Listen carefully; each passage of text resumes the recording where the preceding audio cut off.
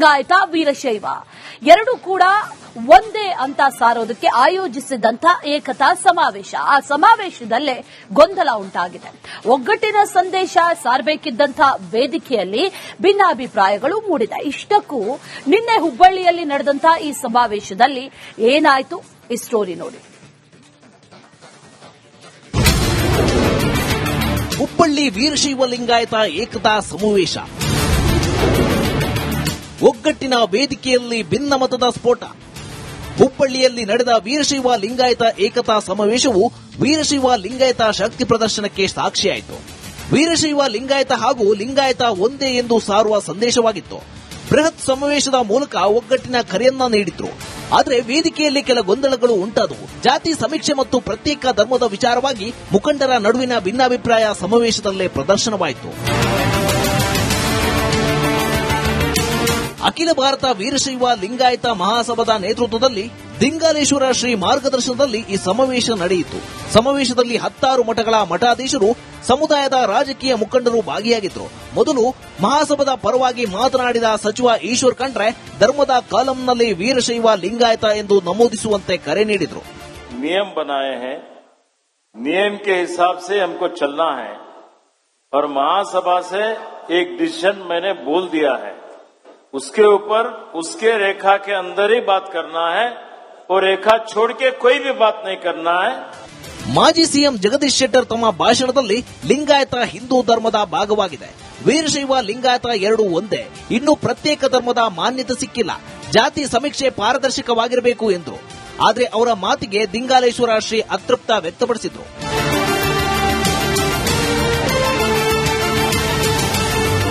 ಸಮಾವೇಶದಲ್ಲಿ ಭಾಗವಹಿಸಿದ್ದ ಮಹಾರಾಷ್ಟ್ರದ ಶಿವ ಸಂಘಟನೆಯ ಮುಖಂಡ ಮನೋಹರ್ ದೊಂಡೆ ತಮ್ಮ ಭಾಷಣದಲ್ಲಿ ಜಾತಿ ಸಮೀಕ್ಷೆಯ ಧರ್ಮದ ಕಾಲಂನಲ್ಲಿ ಹಿಂದೂ ಎಂದು ಬರೆಯಬಾರದು, ವೀರಶೈವ ಲಿಂಗಾಯತ ಎಂದು ಬರೆಯಬೇಕು ಎಂದು ಕರೆ ನೀಡಿದರು. ಅವರು ಕೇಂದ್ರ ಗೃಹ ಸಚಿವ ಅಮಿತ್ ಶಾ ಅವರ ಹೆಸರನ್ನ ಪ್ರಸ್ತಾಪಿಸಿ ಅವರ ಧರ್ಮವೂ ಬೇರೆ ಎಂದರು. ಈ ಮಾತಿಗೆ ಮಾಜಿ ಮುಖ್ಯಮಂತ್ರಿ ಬಸವರಾಜ ಬೊಮ್ಮಾಯಿ ಹಾಗೂ ಜಗದೀಶ್ ಶೆಟ್ಟರ್ ತೀವ್ರ ಆಕ್ರೋಶ ವ್ಯಕ್ತಪಡಿಸಿದರು. ಯಾವುದೇ ಲೀಡರ್ಗಳ ಹೆಸರಾಗಲಿ ಪಕ್ಷ ಹೆಸರಾಗಲಿ ಹೇಳಬೇಡ ಅಂತ ನಾವು ಹೇಳಿದ್ರೆ ಅದನ್ನ ಪಾಲನೆ ಮಾಡಿದ್ದೇವೆ. ಈ ತರ ಇವರು ಮಾತನಾಡಿದ್ರೆ ನನಗೂ ಅವಕಾಶ ಕೊಡಿ, ನಾನು ಮಾತಾಡ್ತೇನೆ. ನಾನು ಅದಕ್ಕಾಗಿ ಅವರಿಗೆ ಯಾವಾಗ ಹೆಸರು ತೆಗೆದುಕೊಳ್ಳಕತ್ತಿದ್ರು ಆ ಕೂಡಲೇ ಅವರಿಗೆ ಮೈಕ್ ಬಂದ್ ಮಾಡ್ಲಿಕ್ಕೆ ಒಂದ್ ನೋಡಿ ನಾವು ಆಗ್ಲೇ ಪಾಲನೆ ಮಾಡಿದ್ವಿ. ಈ ತರ ಹೆಸರುಗಳನ್ನ ತಗೊಳಕಾದ್ರೆ ನಮಗೂ ಬೇಕಾದಷ್ಟು ವಿಷಯಗಳಿದೆ ಮಾತಾಡೋದಕ್ಕೆ. ಈಗಾಗಲೇ ಹೆಸರು ಒಂದ್ ತಾಸು ನಾನು ಮಾತಾಡ್ತೇನೆ ಇದ್ರ ಬಗ್ಗೆ, ನಮಗೂ ಅಧಿಕಾರ ಇದೆ. ಇರ್ಲಿ ಈಗ ನಾವು ಅವ್ರ ಹೆಸರು ತೆಗೆದುಕೊಳ್ಳುವಾಗ ಕೂಡಲೇ ನಾವು ಬಹುಶಃ ಹೇಳಿದೀವಿ, ನಿಮ್ಮ ಮಾತನ್ನ ಪಾಲನೆ ಮಾಡಿದ್ದೇವೆ. ಪಾಲನೆ ಮಾಡೋದಂದ್ರೆ ನಮ್ ದೌರ್ಬಲ್ಯ ಅಲ್ಲ ಅಂತ ತಿಳ್ಕೊಬೇಡ್ರಿ. ನಮ್ಮ ವಿಚಾರಗಳನ್ನ ಇದಕ್ಕಿಂತ ಗಟ್ಟಿಯಾಗಿ ಹೇಳುವಂತ ಶಕ್ತಿ ದೇವರು ನಮ್ಗೆ ಕೊಟ್ಟಿದ್ದಾನೆ. ಸಮಾವೇಶದ ಬಳಿಕ ಮಾತನಾಡಿದ ಕಾರ್ಯಕ್ರಮದ ನೇತೃತ್ವ ವಹಿಸಿದ ದಿಂಗಾಲೇಶ್ವರ ಶ್ರೀ ಸಣ್ಣ ಪುಟ್ಟ ಭಿನ್ನಾಭಿಪ್ರಾಯ ಮರೆತು ಒಟ್ಟಾಗಿ ಹೋಗಬೇಕೆಂದು ಸಮಾಜಕ್ಕೆ ಕರೆ ಕೊಟ್ಟರು. ವಿವೇಚನೆ ಕಳ್ಕೋಬೇಡಿ, ವಿವೇಚನೆಯನ್ನು ಇಟ್ಟುಕೊಂಡು ನೀವು ನಿರ್ಣಯವನ್ನ ತೆಗೆದುಕೊಳ್ಬೇಕಂತಕ್ಕಂಥ ಜವಾಬ್ದಾರಿಯುತವಾದ ಒಂದು ವಿಚಾರವನ್ನ ಸಮಾಜದ ಮುಂದೆ ಇಟ್ಟಿದ್ದಾರೆ. ಇನ್ನೂ ಕೂಡ ನಾಳಿನಿಂದ ಬಹಳ ಮಹತ್ವದ ಚರ್ಚೆಗಳು ನಮ್ಮೊಳಗೆ ನಡೀತವೆ. ಈ ಎಲ್ಲ ಕಾರಣಕ್ಕೆ ಹುಬ್ಬಳ್ಳಿಯ ವೀರಶೈವ ಲಿಂಗಾಯತ ಏಕತಾ ಸಮಾವೇಶ ಕೆಲ ಗೊಂದಲಕ್ಕೆ ಕಾರಣವಾಯಿತು. ಒಗ್ಗಟ್ಟಿನ ಪ್ರದರ್ಶನವೂ ನಡೆಯಿತು. ಕ್ಯಾಮರಾಮನ್ ವಿನಾಯಕ್ ಪೂಜಾರಿ ಜೊತೆ ಪ್ರಕಾಶ್ ಹಿರೇಮಠ, ರಿಪಬ್ಲಿಕ್ ಕನ್ನಡ, ಹುಬ್ಬಳ್ಳಿ. ಲಿಂಗಾಯತ ವೀರಶೈವ ಎರಡೂ ಕೂಡ ಒಂದೇ ಅಂತ ಸಾರೋದಕ್ಕೆ ಆಯೋಜಿಸಿದಂತ ಏಕತಾ ಸಮಾವೇಶ. ಆ ಸಮಾವೇಶದಲ್ಲೇ ಗೊಂದಲ ಉಂಟಾಗಿದೆ. ಒಗ್ಗಟ್ಟಿನ ಸಂದೇಶ ಸಾರಬೇಕಿದ್ದಂಥ ವೇದಿಕೆಯಲ್ಲಿ ಭಿನ್ನಾಭಿಪ್ರಾಯಗಳು ಮೂಡಿದೆ. ಇಷ್ಟಕ್ಕೂ ನಿನ್ನೆ ಹುಬ್ಬಳ್ಳಿಯಲ್ಲಿ ನಡೆದಂತ ಈ ಸಮಾವೇಶದಲ್ಲಿ ಏನಾಯ್ತು ಈ ಸ್ಟೋರಿ ನೋಡಿ. ಹುಬ್ಬಳ್ಳಿ ವೀರಶೈವ ಲಿಂಗಾಯತ ಏಕತಾ ಸಮಾವೇಶ.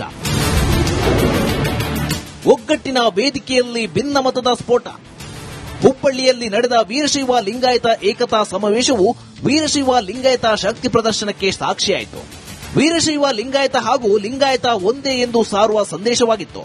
ಬೃಹತ್ ಸಮಾವೇಶದ ಮೂಲಕ ಒಗ್ಗಟ್ಟಿನ ಕರೆಯನ್ನ ನೀಡಿದ್ರು.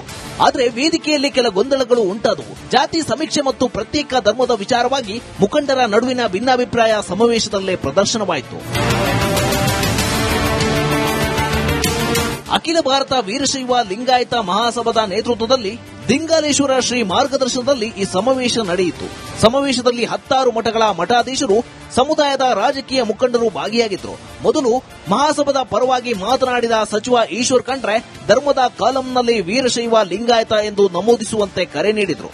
नियम बनाए हैं, नियम के हिसाब से हमको चलना है और महासभा से एक डिसीजन मैंने बोल दिया है, उसके ऊपर उसके रेखा के अंदर ही बात करना है और रेखा छोड़ के कोई भी बात नहीं करना है.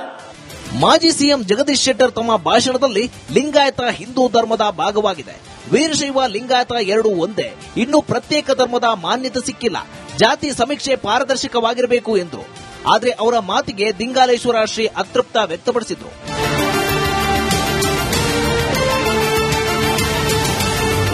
ಸಮಾವೇಶದಲ್ಲಿ ಭಾಗವಹಿಸಿದ್ದ ಮಹಾರಾಷ್ಟ್ರದ ಶಿವ ಸಂಘಟನೆಯ ಮುಖಂಡ ಮನೋಹರ್ ದೊಂಡೆ ತಮ್ಮ ಭಾಷಣದಲ್ಲಿ ಜಾತಿ ಸಮೀಕ್ಷೆಯ ಧರ್ಮದ ಕಾಲಂನಲ್ಲಿ ಹಿಂದೂ ಎಂದು ಬರೆಯಬಾರದು, ವೀರಶೈವ ಲಿಂಗಾಯತ ಎಂದು ಬರೆಯಬೇಕು ಎಂದು ಕರೆ ನೀಡಿದರು.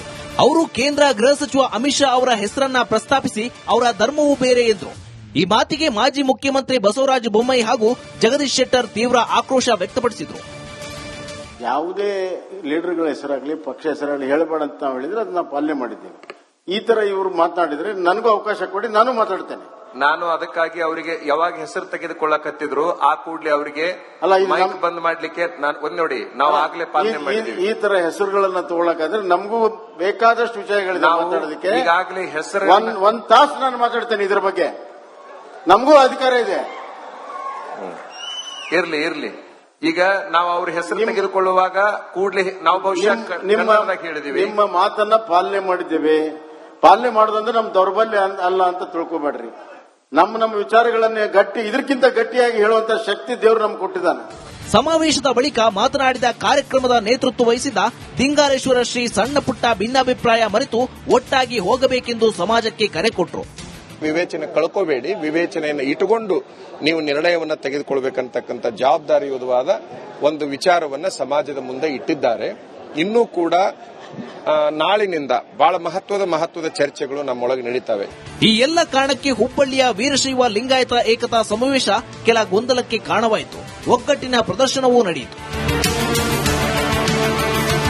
ಕ್ಯಾಮರಾಮನ್ ವಿನಾಯಕ್ ಪೂಜಾರಿ ಜೊತೆ ಪ್ರಕಾಶ್ ಹಿರೇಮಠ. ಲಿಂಗಾಯತ ವೀರಶೈವ ಎರಡೂ ಕೂಡ ಒಂದೇ ಅಂತ ಸಾರೋದಕ್ಕೆ ಆಯೋಜಿಸಿದಂತ ಏಕತಾ ಸಮಾವೇಶ. ಆ ಸಮಾವೇಶದಲ್ಲೇ ಗೊಂದಲ ಉಂಟಾಗಿದೆ. ಒಗ್ಗಟ್ಟಿನ ಸಂದೇಶ ಸಾರಬೇಕಿದ್ದಂಥ ವೇದಿಕೆಯಲ್ಲಿ ಭಿನ್ನಾಭಿಪ್ರಾಯಗಳು ಮೂಡಿದೆ. ಇಷ್ಟಕ್ಕೂ ನಿನ್ನೆ ಹುಬ್ಬಳ್ಳಿಯಲ್ಲಿ ನಡೆದಂತ ಈ ಸಮಾವೇಶದಲ್ಲಿ ಏನಾಯ್ತು ಈ ಸ್ಟೋರಿ ನೋಡಿ. ಹುಬ್ಬಳ್ಳಿ ವೀರಶೈವ ಲಿಂಗಾಯತ ಏಕತಾ ಸಮಾವೇಶ. ಒಗ್ಗಟ್ಟಿನ ವೇದಿಕೆಯಲ್ಲಿ ಭಿನ್ನಮತದ ಸ್ಫೋಟ. ಹುಬ್ಬಳ್ಳಿಯಲ್ಲಿ ನಡೆದ ವೀರಶೈವ ಲಿಂಗಾಯತ ಏಕತಾ ಸಮಾವೇಶವು ವೀರಶೈವ ಲಿಂಗಾಯತ ಶಕ್ತಿ ಪ್ರದರ್ಶನಕ್ಕೆ ಸಾಕ್ಷಿಯಾಯಿತು. ವೀರಶೈವ ಲಿಂಗಾಯತ ಹಾಗೂ ಲಿಂಗಾಯತ ಒಂದೇ ಎಂದು ಸಾರುವ ಸಂದೇಶವಾಗಿತ್ತು. ಬೃಹತ್ ಸಮಾವೇಶದ ಮೂಲಕ ಒಗ್ಗಟ್ಟಿನ ಕರೆಯನ್ನ ನೀಡಿದ್ರು. ಆದರೆ ವೇದಿಕೆಯಲ್ಲಿ ಕೆಲ ಗೊಂದಲಗಳು ಉಂಟಾದವು. ಜಾತಿ ಸಮೀಕ್ಷೆ ಮತ್ತು ಪ್ರತ್ಯೇಕ ಧರ್ಮದ ವಿಚಾರವಾಗಿ ಮುಖಂಡರ ನಡುವಿನ ಭಿನ್ನಾಭಿಪ್ರಾಯ ಸಮಾವೇಶದಲ್ಲೇ ಪ್ರದರ್ಶನವಾಯಿತು. ಅಖಿಲ ಭಾರತ ವೀರಶೈವ ಲಿಂಗಾಯತ ಮಹಾಸಭಾದ ನೇತೃತ್ವದಲ್ಲಿ ದಿಂಗಾಲೇಶ್ವರ ಶ್ರೀ ಮಾರ್ಗದರ್ಶನದಲ್ಲಿ ಈ ಸಮಾವೇಶ ನಡೆಯಿತು. ಸಮಾವೇಶದಲ್ಲಿ 10 ಮಠಗಳ ಮಠಾಧೀಶರು, ಸಮುದಾಯದ ರಾಜಕೀಯ ಮುಖಂಡರು ಭಾಗಿಯಾಗಿದ್ದರು. ಮೊದಲು ಮಹಾಸಭಾದ ಪರವಾಗಿ ಮಾತನಾಡಿದ ಸಚಿವ ಈಶ್ವರ್ ಖಂಡ್ರೆ ಧರ್ಮದ ಕಾಲಂನಲ್ಲಿ ವೀರಶೈವ ಲಿಂಗಾಯತ ಎಂದು ನಮೂದಿಸುವಂತೆ ಕರೆ ನೀಡಿದರು. नियम बनाए हैं, नियम के हिसाब से हमको चलना है और महासभा से एक डिसीजन मैंने बोल दिया है, उसके ऊपर उसके रेखा के अंदर ही बात करना है और रेखा छोड़ के कोई भी बात नहीं करना है. ಮಾಜಿ ಸಿಎಂ ಜಗದೀಶ್ ಶೆಟ್ಟರ್ ತಮ್ಮ ಭಾಷಣದಲ್ಲಿ ಲಿಂಗಾಯತ ಹಿಂದೂ ಧರ್ಮದ ಭಾಗವಾಗಿದೆ, ವೀರಶೈವ ಲಿಂಗಾಯತ ಎರಡೂ ಒಂದೇ, ಇನ್ನೂ ಪ್ರತ್ಯೇಕ ಧರ್ಮದ ಮಾನ್ಯತೆ ಸಿಕ್ಕಿಲ್ಲ, ಜಾತಿ ಸಮೀಕ್ಷೆ ಪಾರದರ್ಶಕವಾಗಿರಬೇಕು ಎಂದರು. ಆದರೆ ಅವರ ಮಾತಿಗೆ ದಿಂಗಾಲೇಶ್ವರ ಶ್ರೀ ಅತೃಪ್ತ ವ್ಯಕ್ತಪಡಿಸಿದರು.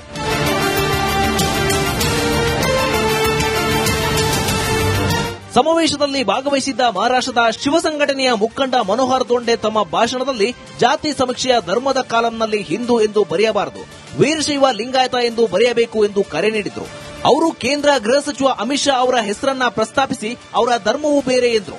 ಈ ಮಾತಿಗೆ ಮಾಜಿ ಮುಖ್ಯಮಂತ್ರಿ ಬಸವರಾಜ ಬೊಮ್ಮಾಯಿ ಹಾಗೂ ಜಗದೀಶ್ ಶೆಟ್ಟರ್ ತೀವ್ರ ಆಕ್ರೋಶ ವ್ಯಕ್ತಪಡಿಸಿದರು.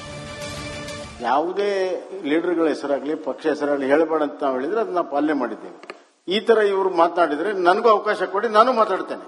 ನಾನು ಅದಕ್ಕಾಗಿ ಅವರಿಗೆ ಯಾವಾಗ ಹೆಸರು ತೆಗೆದುಕೊಳ್ಳಕತ್ತಿದ್ರು ಆ ಕೂಡಲೇ ಅವರಿಗೆ ಮೈಕ್ ಬಂದ್ ಮಾಡ್ಲಿಕ್ಕೆ ನೋಡಿ ನಾವು ಆಗ್ಲೇ ಪಾಲನೆ ಮಾಡಿದ್ದೀವಿ. ಈ ತರ ಹೆಸರುಗಳನ್ನ ತಗೊಳಕಾದ್ರೆ ನಮಗೂ ಬೇಕಾದಷ್ಟು ವಿಷಯಗಳಿದೆ ಮಾತಾಡೋದಕ್ಕೆ. ಈಗಾಗಲೇ ಹೆಸರು ಒಂದ್ ತಾಸು ನಾನು ಮಾತಾಡ್ತೇನೆ ಇದ್ರ ಬಗ್ಗೆ, ನಮಗೂ ಅಧಿಕಾರ ಇದೆ.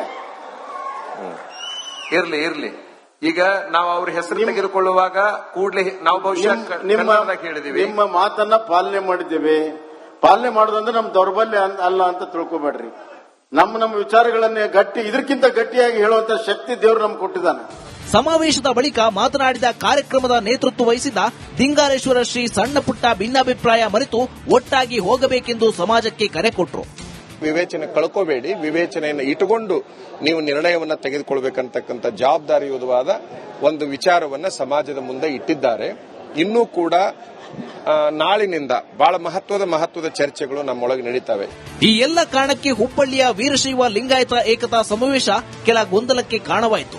ಒಗ್ಗಟ್ಟಿನ ಪ್ರದರ್ಶನವೂ ನಡೆಯಿತು. ಕ್ಯಾಮರಾಮನ್ ವಿನಾಯಕ್ ಪೂಜಾರಿ ಜೊತೆ ಪ್ರಕಾಶ್ ಹಿರೇಮಠ, ರಿಪಬ್ಲಿಕ್ ಕನ್ನಡ.